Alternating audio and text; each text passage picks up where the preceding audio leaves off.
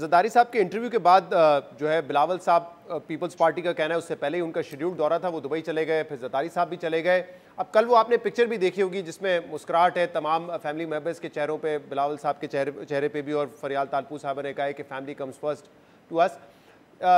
वाकई कोई इतनी अनबन नहीं है, कोई इतने सीरियस इख्तलाफात नहीं है, या सिर्फ वो पिक्चर जो तासुर एक बन रहा है उसको ज़ायल करने के लिए, उसको दूर करने के लिए?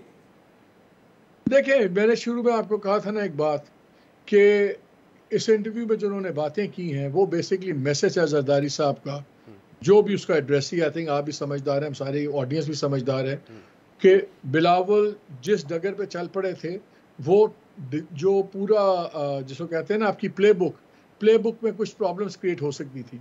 जरदारी साहब ने दो चीज़ें वाजे कर दी। एक तो उन्होंने कहा कि वो भी अंडर ट्रेनिंग है, बच्चा है, मैं हूँ, आई एम इन चार्ज।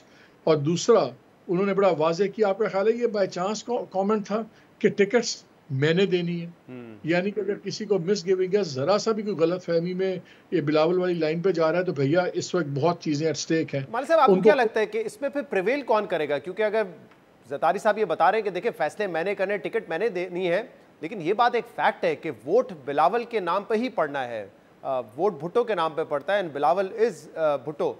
तो फिर प्रिवेल कौन करेगा? क्योंकि बिलावल तो ये कह चुके हैं कि या तो आप लेवल प्लेइंग फील्ड लेके दें या फिर मामलात आप मेरे सुपुर्द कर दें और मुझे फैसले करने दें।